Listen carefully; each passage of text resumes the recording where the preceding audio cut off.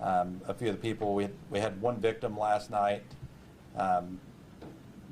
We had several shoppers within the Walmart store. We had the Walmart employees. This event is going to impact a huge chunk of their lives for the rest of their lives. So I think it's important that we think about all of them, keep them in our thoughts and prayers, and if you know any of these people, be willing to reach out and try to help them. So that being said, in the midst of a horrible tragedy, there is some key points that I'd like to hit on. The first one, I would start with the overnight team lead at Walmart, Heather Moore. Her actions last night, I think, are nothing short of heroic. And I'm going to give you a little bit of what happened there when our PIO, Anna, gets up here in a little bit. She's going to give a lot more details and kind of recover some of this. But at the start of this event, the shooter went into a meeting that they were about to have at Walmart back in one of their break rooms. There were several employees in there, and the shooter walked in. He had formerly worked there. He knew these people and told everybody to line up against the wall. He had a gun in his hand. And then he told two of them to stay in the middle. He ends up shooting a female at this point. And actually, just prior to him shooting the female, as he walks by the team lead, he had his back to her and he was facing everybody else. At that point, the team lead, Heather, took off out the door and she ran and called 911. After the suspect shot the female, there was a male in there that he was also an intended target. He took off running out. Heather sees the suspect going out of the area, so she goes back in the room. The victim is in there. She helps get the victim up, gets her out of the room, takes her into another room, locks the door, turns off the lights, and hid behind some computer equipment. After the suspect didn't catch the other guy he was chasing, he came back to that break room, went by the window of the other room, was looking in, trying to find the female, and I have no doubt that he was going back to finish what he started, and we would probably have a dead victim today instead of one that's alive. So in my eyes, I think Heather Moore is an absolute hero. I'm not one that throws out the term hero a lot. I'm not one that throws out my profession as just being heroes because we do it. But that being said, there is a lot of Evansville police officers and Vandenberg County Sheriff's deputies that were in that building last night that are absolutely heroes. I watched a lot of video last night, and everything I saw made me proud of Evansville Police Department and the Vandenberg County Sheriff's Office. You see things from across the country that aren't so heroic. Everything I saw here is exactly what we would want out of a professional police force and a sheriff's office. So I couldn't be prouder. We're going to show some of the videos in a little bit, but everything I've seen was textbook perfect. I think we also need to thank our Vandenberg County Prosecutor Diana Merce and Mayor Winnicky and our detective units from both agencies. They were all in last night for most of the night, some of them all night, going over video, watching things, talking to officers, talking to detectives. So I'd like to thank all of them. I'd like to thank the Indiana State Police, the ATF, the FBI. All of these agencies reached out immediately, showed up on the scene, were willing to help however they could. And then lastly, I'd like to thank Walmart. They have cooperated with us completely. They've been very helpful in this. And in a very tragic situation, there was a whole lot of people that came together and did a lot of good. So with that, I'm going to turn it over to Sheriff Robinson, and then Anna Gray will fill in a lot of the details at the end. Thank you all. Thank you, Chief Bolin.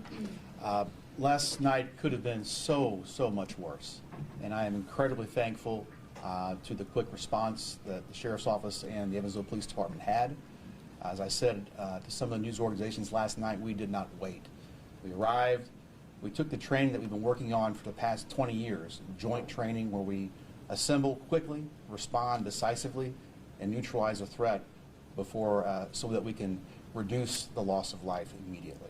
And that's what happened last night. I watched videos of Evansville police officers and Vandenberg County Sheriff deputies running towards gunfire. And this is why we do what we do. This is why we're paid to do this, to put ourselves in danger. And if it weren't for the heroic actions of some of the Walmart staff, and as Chief Bowen mentioned, some of the heroic actions of our own police officers and sheriff deputies, the loss of life would have been so much worse. And so with that, I want to turn it over to Anna Gray, who will brief you on what exactly happened last night at Walmart West. Thank you. First of all, before I forget, thank you all for being very patient. When something like this happens in a community, everyone wants answers immediately, and it takes a long time to get everyone together to get on the same page so that we're giving accurate information. So I appreciate everybody being very patient with us while we developed a lot of details overnight. So I'm going to talk about the timeline, kind of go into that, about the details of exactly what had happened, the information that we know. Officer Maris is going to help me. She's going to be pulling up some body cam footage, and we'll kind of walk through that, talk about that. At the end, we will open it up for some questions. Again, just keep in mind that this is still an active investigation. You know, we are, you know, not even 24 hours into this, so there are going to be a lot of details that will come forward later that we may not know, but we will do our best to try to answer those questions today. So thank you. Last night, January 19th at 9:59 p.m., Evansville police officers were dispatched to Walmart West in reference to an active shooter. Dispatch received multiple calls from people inside the store who stated there were shots fired and that people were being shot. It was further reported that the shooter was actively chasing another male inside the store. Dispatch was able to get a good description and eventually a name of the shooter. The shooter was identified as 25-year-old Ronald Ray Mosley II, and we've got his mugshot up on the video here. Although there was some confusion initially about how many victims had been shot, it was determined that there was only one victim who had been shot by Mosley. When officers from multiple agencies arrived on scene, they immediately went into the store. Mosley turned his focus on the officers and fired multiple shots at them on multiple occasions throughout the store. We're going to play a video. This is an officer's dash camera video. It's just a clip from it, but this is when he's arriving. The reason why we wanted to show this is, as you can see, he's one of the first arriving officers, and there are multiple officers already on scene. You can tell over to the right there's some flashing lights, so there's already multiple officers, multiple cars from different agencies already on scene. And as you can see, officers are running inside the store. They're not waiting. They're not trying to develop a plan. They are just running straight into the store, and that is how we train in an active shooter situation.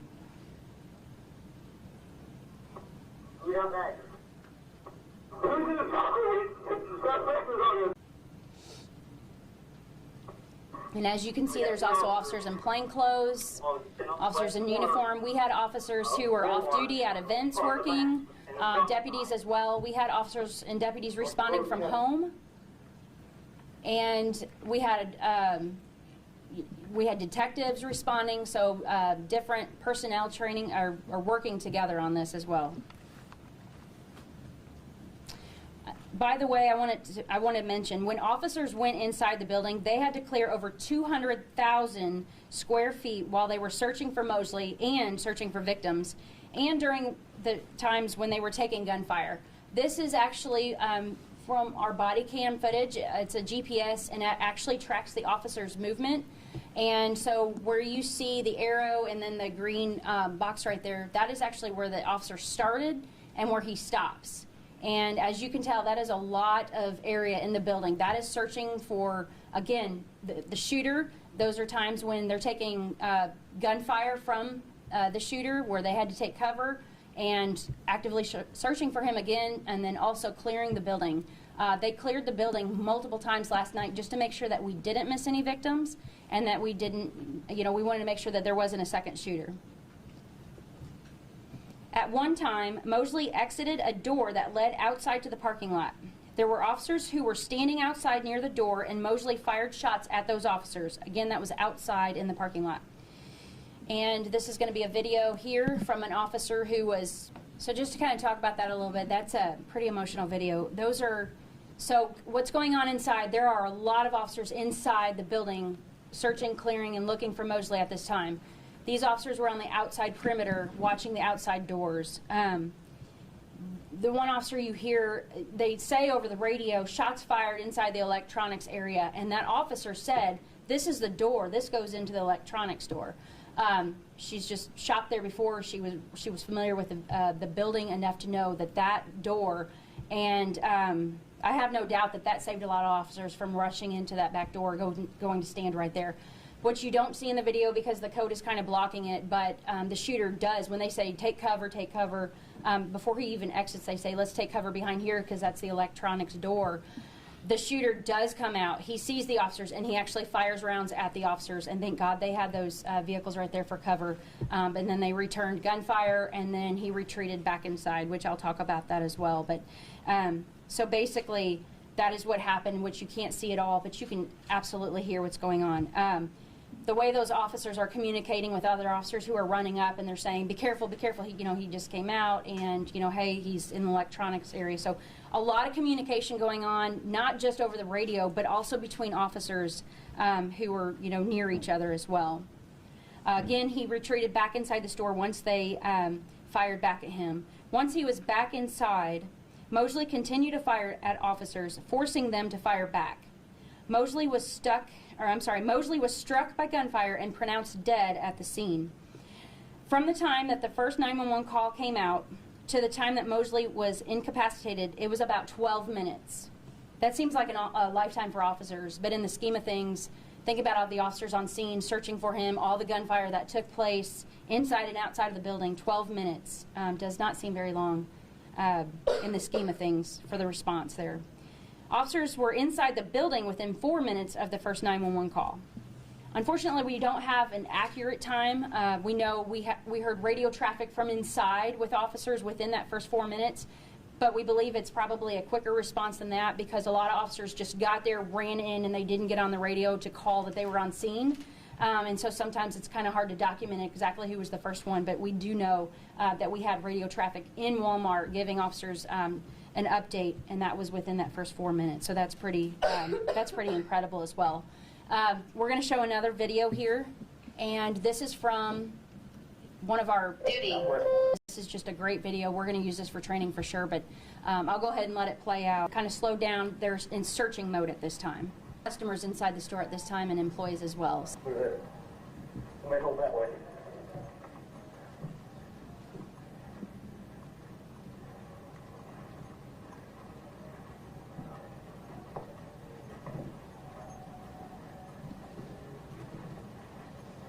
Need one.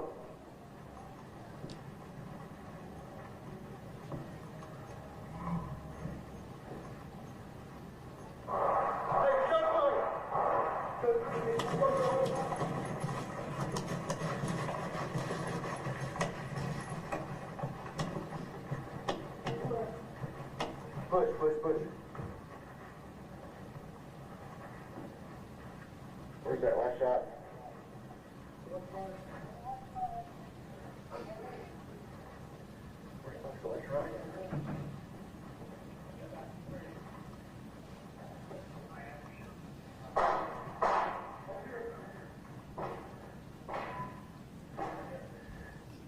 Right back there.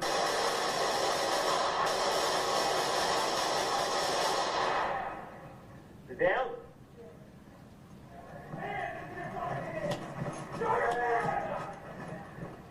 Get the gun out! Drop it! He still has the gun in his hand. He's still alive at this time. He's down. I'm moving up. Hold fire! He's down! Suspect's down. Start getting the medics in here.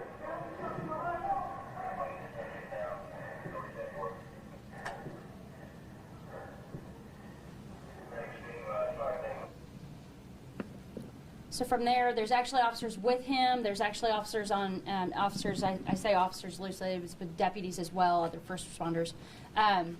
But they were in an aisle over as well. So again, thinking about this, if you notice when things slowed down, when there weren't shots fired, they were searching, but there were several teams of officers and deputies inside at the same time. So not only are they searching for Mosley and victims as well, but there's also other people who are hiding. behind things that they encounter, and so there's also officers. We had to also make sure that we didn't have friendly fire with our officers. So that was something. So there's a lot going through these officers' minds, and as you can see, they stay pretty calm and collected through, even when they're taking gunfire. The adult female victim who had been shot by Mosley was initially transported to a local hospital here in town, but was eventually transported by life flight to another hospital outside of Evansville due to her injuries. I believe she is up in Indy is the latest update I got. Also, her condition is that she is still being treated and is in stable condition. However, she will be affected by the shooting for the rest of her life, and as the other victims involved as well, I'm sure. So I don't have a better update on her injuries, but I think that we should all keep her in our thoughts and prayers for sure. Throughout the overnight investigation, detectives were able to learn more details about Mosley. Mosley had previously worked for Walmart. In May 2022, Mosley had been arrested for multiple counts of battery charges against employees at the same Walmart store. Mosley was fired after the incident.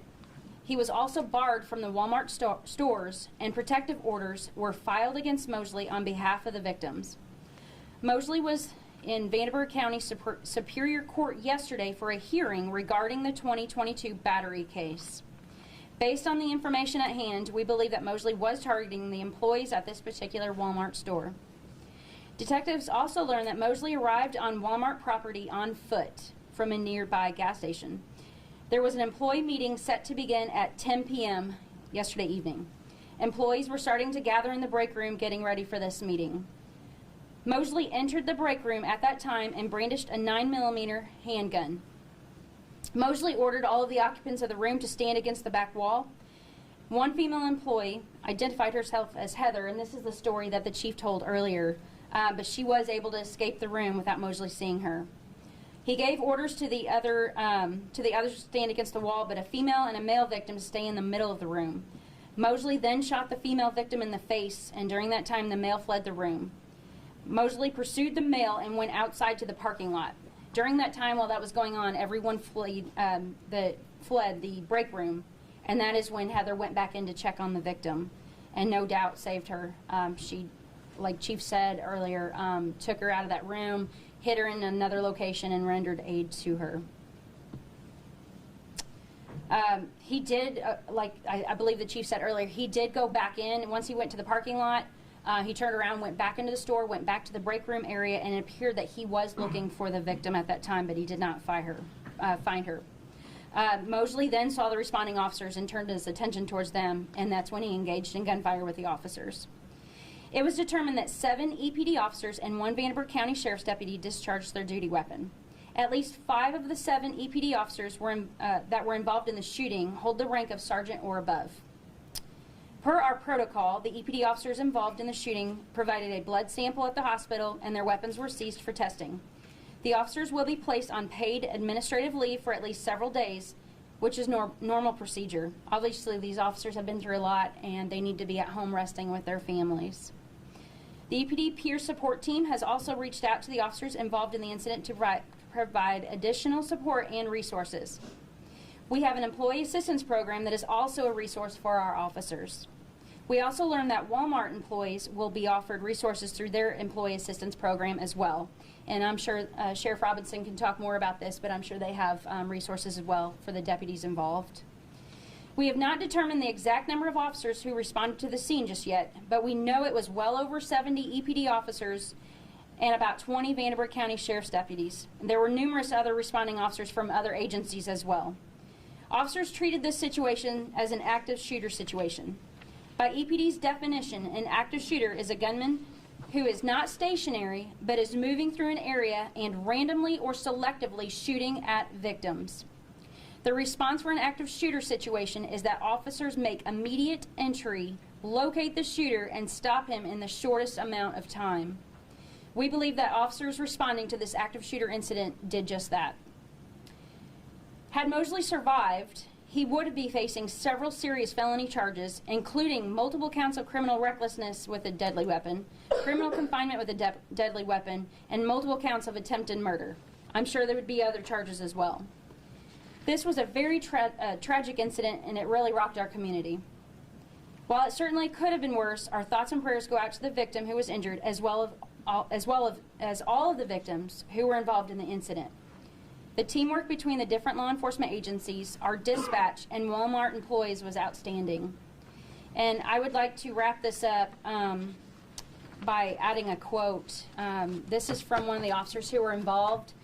She actually had posted this, and it was so heartfelt, and we just felt the need to share this with you all. Last night, on the way to Walmart West, I said, "God be with us," and He was. I've never had anyone open fire on me. That was the first, and a moment I won't forget. I appreciate the training I have been given. To all who responded, to all who ran in, to all who maintained the perimeter, to all who were off duty and ran to help, we are blessed in this community to have such dedicated first responders. I thank you, and I am proud to serve with you. I could not be more proud of my department. Everyone did a fantastic job, as did Vanderbilt County Sheriff's Office. So very, very thankful everyone went home safe, and thanks for everyone's support. At this time, we will open it up to some questions. The first officers who went in, did they go in on orders from a higher command or under training and instinct? Yes, there was no order. It was just training. It was shots being fired, you go in. We don't wait for someone to give us that order. Yeah. What about ammunition from the suspect? Did he have just the one gun, and how much ammunition was he carrying? Sure, so that's still being investigated. At this time, we do know of the one gun. Detectives have that information, but I don't know at this time. Has Walmart provided any video footage of the incident? They have.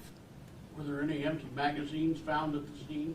I believe there were, but I don't know how many, so I'd have to get back. So he did reload. I don't know if he reloaded.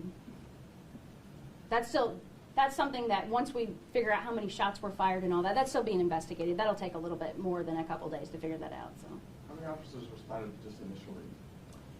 Initially, I know there were at least 70 EPD officers on the run card, but earlier I had mentioned that there's a lot of officers who went there off duty and went in and didn't call. So we know it was way more than 70, and that's just EPD alone. I believe the Sheriff's Office at least had 20 deputies that went in as well, and then we had other law enforcement agencies respond. So Right there at the beginning? yeah, I mean, right at the beginning, I mean, within like the first several minutes, it's hard to determine. We had a lot, and that parking lot was full of first responders within the first, 5 minutes, I would say. Do we have any law enforcement with physical injuries? We do not. No officers were injured. I should have probably said that, but yeah, no officers were injured. How do you handle the possibility that customers and employees might be caught in the crossfire? That's definitely a concern, but, officers are trained that if they pull the trigger at their intended target, I understand sometimes there's other victims in there, but and that's something to think about. If there's somebody in the way, they won't pull the trigger. I mean, that's a thought process. We train on that all the time. We don't pull the trigger until we're ready. Do you know where he got the gun? We don't have that information yet, but that is certainly something that will be investigated. And our reporter kind of stopped counting at 48 cars last night. Why the heavy police response? An active shooter, everybody goes. This isn't something that we get on the radio and say, hey, we have enough help at this time. Everybody responds. And like I said, we had officers who were at concerts. We had a big concert going on downtown with their families. They left that to respond. We had officers who were at home. We had officers off duty and deputies as well. And it's one of those things, you hear that, you go. Chief, in Sergeant Gray's first briefing last night, she said something that sticks with me. She said, "We go in." Would you talk about that? Yeah, that's kind of what I covered at the beginning when I say I don't throw the hero term around. Just wearing the badge or the uniform don't make you a hero. But when there's an active shooter trying to kill people and you go running in and you risk your life, that's what we go in means. And I couldn't be prouder. I think we've all seen national incidents where you look at it and you're like, how did this happen? What were they doing? Why didn't they go in? We don't have that here. And I told people back when that happened, I'm confident of our law enforcement in this community, and I knew they would go in. And so it makes you proud when you see it, that everybody going in there. And we've got a ton of body cam video. We tried to play one that showed you the best, but every video I saw was officers trying to find that gunfire and trying to get to it and trying to save lives. How are the officers doing? So we talked to all of them last night. they all seem to be doing well. We've offered counseling to all of them where, like she said, we're giving them the 3 days off. Some of them were a little shaken, as you can expect, and I think they'll continue to be shaken. So we're going to stay in contact. We'll keep talking with them, keep offering services, but all of them were in pretty good spirits last night. Can you talk a little bit about just the sheer size of this investigation? You're talking about a lot of video that you guys have all viewed, a lot of interviews with people, and I'm sure that is going to continue. And we also, I'm sure a lot of people are curious more about this suspect as far as what were his plans. And I don't know if that's something that you guys can further investigate as far as upon reviewing electronic devices that in his home or anything like that. But can you talk about the scope of the investigation and kind of where it's headed from here? Yeah, it is a massive one. There is a ton of video to watch. The detectives have a lot of people to speak to. They've spoken to a lot of people already. I'm not sure if Anna mentioned this or not. We know that he intended to do this. He left a suicide note at his house. So he absolutely planned to die last night. And it's really sad when you hear that, know that somebody is in that state, and at the same time it makes you angry. But this is a huge investigation with so many officers, so many supplements, so much video to go through, tying the pieces together. And I mean, a lot of the questions that you guys ask, we think we know the answer to, but we don't want to say it and be wrong. So we really want to complete the investigation and have our facts together before we would go out and say that there was only one magazine or there was two or that this is the only gun. So we have our thoughts from the preliminary investigation, but it's going to take a while to figure out all these things. How old was the suspect? 25 years old. We heard that he was in mental health court yesterday. Do you guys know what that hearing entailed or anything? Prosecutor Moore, first, would you like to come in? We'll let the prosecutor's office talk a little bit about that. Hi. So the shooter was in mental health court yesterday afternoon. By all accounts, it was a nondescript hearing. He would come almost every 2 weeks. He was compliant with his mental court treatment. People in mental health court are receiving treatment for a known diagnosed mental health condition. So he was going to court about every 2 weeks. Yesterday was the status, yesterday afternoon. He did mention he was having some problems at home with a water heater. He was a little bit stressed about that, but the judge appropriately referred him to resources. They have counselors available and resources, so she referred him to that, and that was what happened yesterday. Was that related to his case from his arrest from last summer from assaulting the fellow employees? Correct, yes. He was charged in 2022, May, and he pleaded guilty to 4 counts of battery and was receiving treatment through the mental health court. You have to qualify for mental health court by having a diagnosed mental illness, and the crime has to be related to your mental illness. Can you speak to his mental health diagnosis? I cannot.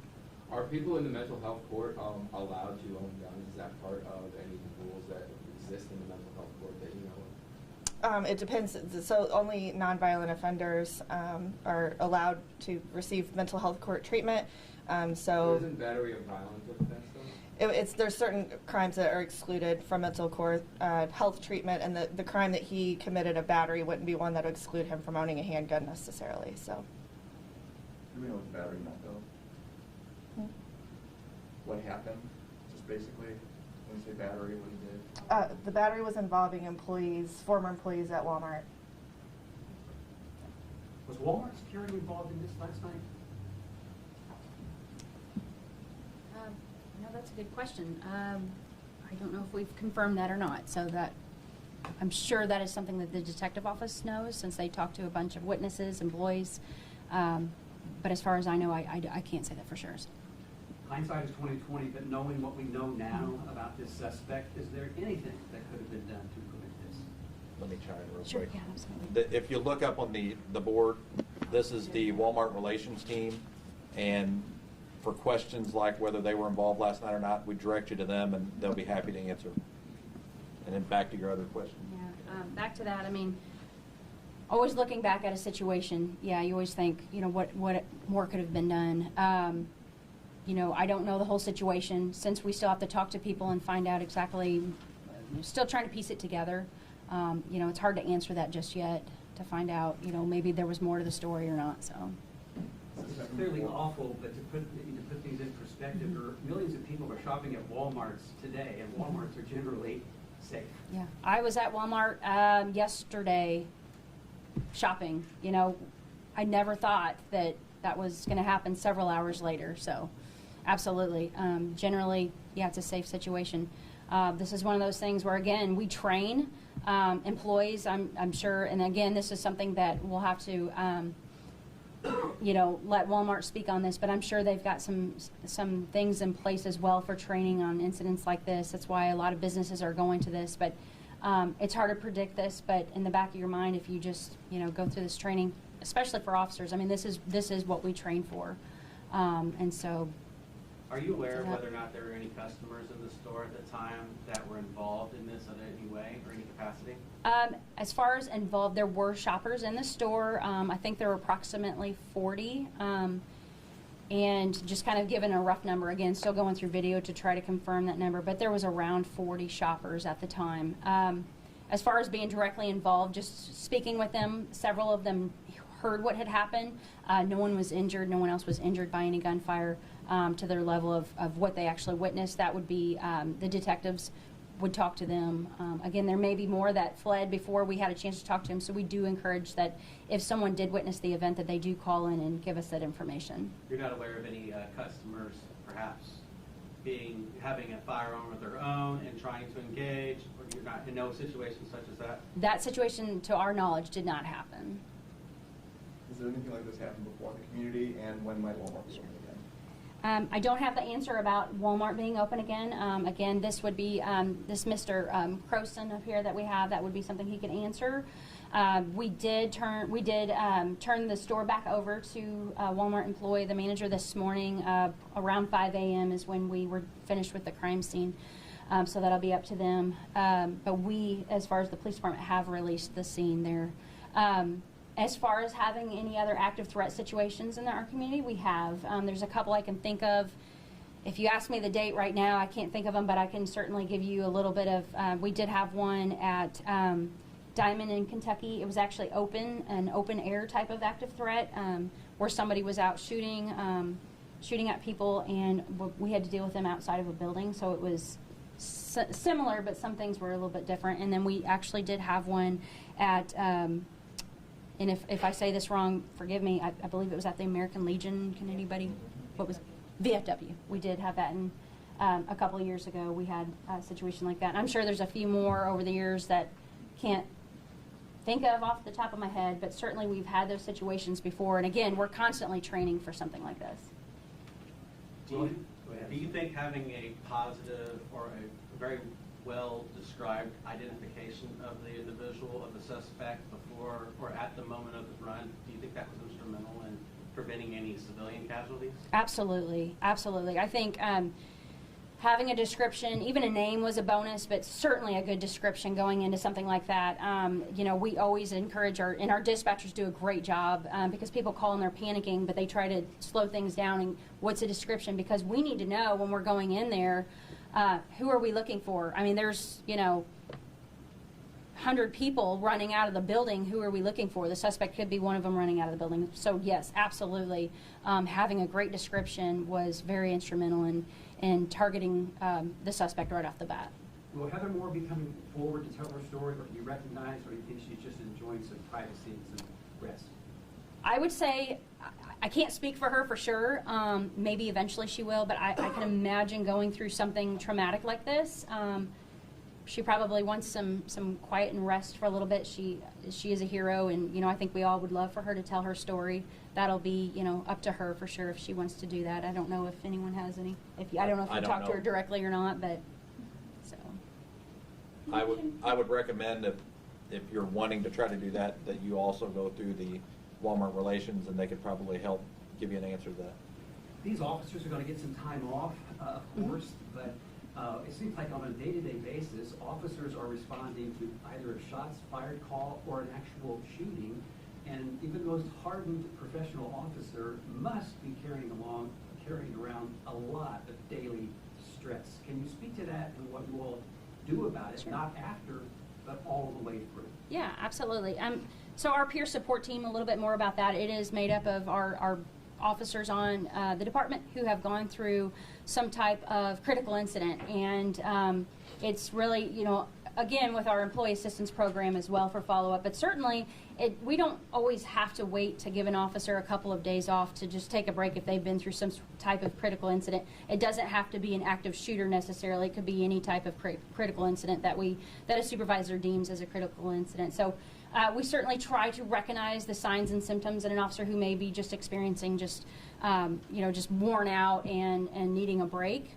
And then we have our peer support team members who kind of watch for that as well, follow up with those officers. We try to get them resources that maybe help them get back out there, get back on their feet. So certainly that's something that these type of incidents aren't just isolated. Again, you're right. Anytime there's a murder, attempted murder, shots fired, things like that, certainly those are things that we want to check on our officers, make sure they're doing okay. Our detectives as well. I mean, that's a lengthy investigation for them. That can, that wears them out as well, so.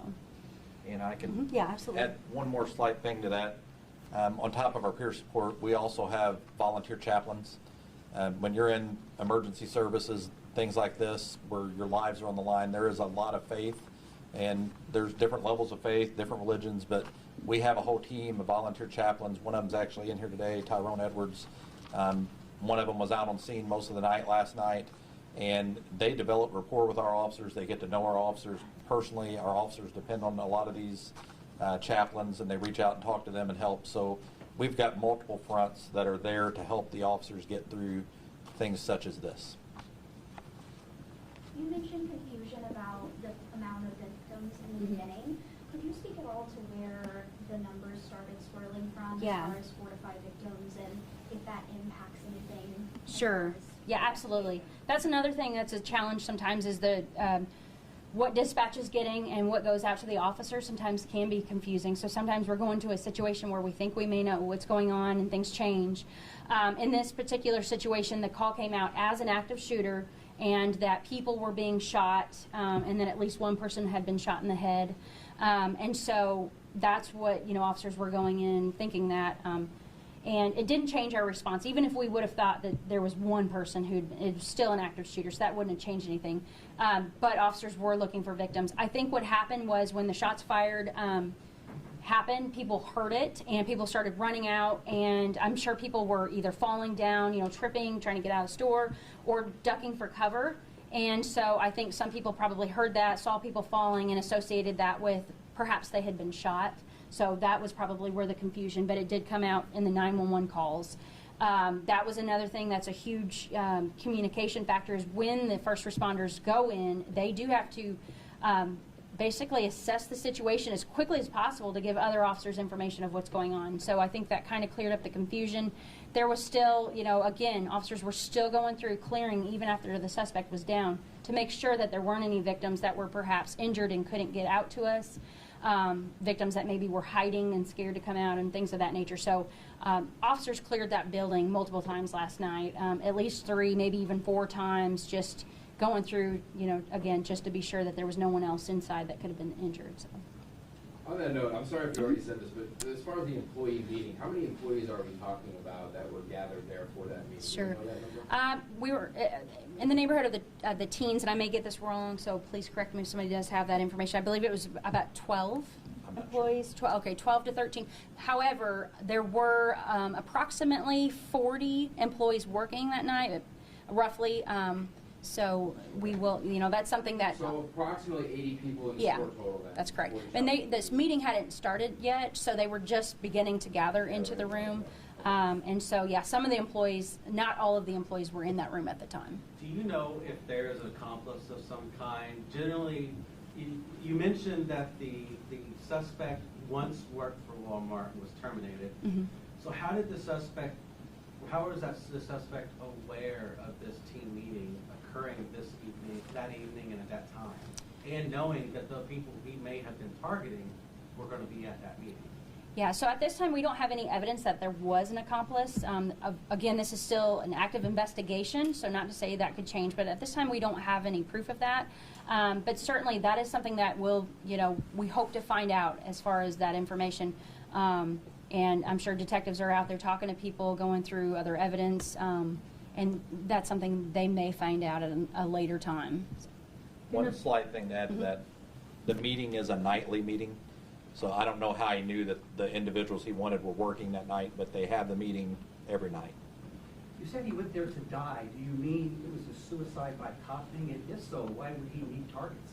So he didn't say in his letter if he was going to kill himself or if it was going to be suicide by cop, but it was a suicide note. He made it clear that he planned on that being his last night. I'm not going to get into details of exactly what he said, but I'll leave it at it was pretty heartbreaking. But why would he need targets? He's not here to answer that. It would be speculation on my part. Was anybody injured fleeing the scene? Not that we know of, and that's another reason why we were encouraging anyone who maybe was injured while they were fleeing, probably got home, maybe didn't want to report it, but so, yeah, there potentially could be other people coming forward that maybe tripped and fell or something like that, but at this time we don't have any indication that there are any other injured victims out there. With all the lessons learned, do you think that there's any room for improvement on like preventing this in the future, either from law enforcement perspective or maybe even from prosecutor's office as well? That's a hard question. All we can do is rely on our training. Certainly, you know, there's always, in any situation, there's always room for improvement. We get the luxury of looking back at things, going through video, you know, going back going, okay, and that's what we do is we learn from our mistakes. If there were, you know, any, we have to learn from those mistakes. So certainly on our end for training, we're always growing, we're always learning new things. That's a pretty big question to say, can we prevent any type of active shooter? You know, we do our best, businesses do their best to prevent things like this. All we can do is just train and be ready for something. Add a real quick comment. Yeah, absolutely. With the advent of body camera technology, which came into common use 5 to 6, 7 years ago, it's afforded law enforcement an opportunity to review instances like this from multiple perspectives, and we'll use those in a training environment. So we'll do an after-action review with the EPD and determine if there were any tactical errors made so that we can learn from those. And we'll have a lot of video to go through to show what exactly happened. And so with body cameras, not only are they helpful in terms of improving the quality of our prosecutions, but they're extremely useful in developing better tactics and learning, as Anna said, from our past mistakes. Is Westside Walmart inside city limits? Actually, it is, yes, the Walmart there on Red Bank. That being said, and I hope that's okay to say that, but when there's an incident there, especially a big incident, I mean, deputies are close by too, and they can respond as well, but technically it is city. So since the victim was targeted, we can assume there was a relationship between the two of them. We don't know what the connection was just yet. We know that they were coworkers, but as far as any deeper connection or relationship, we don't have that information yet. Was the victim a party of the battery charge from May 2022? No. Okay, I wanted to clarify and make sure. No. Do you know if anyone in that meeting room was a party to that battery charge? I believe there was at least one individual. Do you remember if that's correct? Okay. With the suicide notes, did you have that on him? Did he leave it for someone to find at home? Sure. So from what I understand, detectives obviously conducted a search warrant at his house as well to try to find any other evidence, and that was recovered at his residence. One more quick question about that. I know you don't want to go into what was said, but can you say how long it was? Like, are we talking on one page or? Yeah, it was about a page. Just one. Yeah. How long was he inside the store before shots fired? I don't have that information yet, but it appears that he walked in and went right back to the break room, so I don't have the exact time at this time. About how long was it, but when officers arrived on scene until the threat was neutralized, how long was that? It was about 12 minutes from the time the first 911 call, that is what you asked, correct? I just want to clarify. No, from when the officers. Oh, from the officers arrived on scene that went in, yeah, about 8 minutes. Was the victim in a position of management or just an hourly employee? I can't speak to that. I'm not familiar with what her position was. That would be something that I'll refer you to the Walmart team for that. Let's thrust the investigation now. Just kind of uncover what happened? Is there anything beyond Sure. that? Yeah, I mean, these investigations, I mean, this is going to be something that there's a lot of whys that we will try to answer. Sometimes we don't always get to answer them.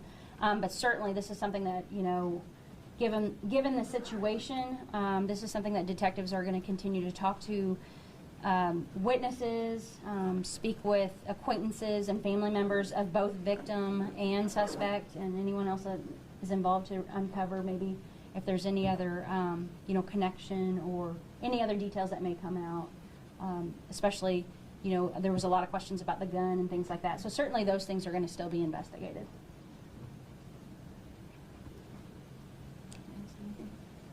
Will you guys be sending out body cam footage of that? Oh, yes, I'm glad you brought that up. Thank you. Before we conclude here, yes, the body cam footage that was shown today, and also with the permission of Sheriff Robinson, there was actually some deputy body cam footage that he provided to us. Unfortunately, we didn't get it in time, or we weren't able to pull it up and download it in time to add it to today. But that will be included as well. And so we will email that out. We will also email out the press release and the things that we talked about today, basically. So that will be sent out. If there's any more that you want, there were so many officers on scene. It's going to take us a while to gather that, so please just be patient with us. But we will have that emailed out today. And it will also be on our Facebook page as well. Thank you all. All right, thank you.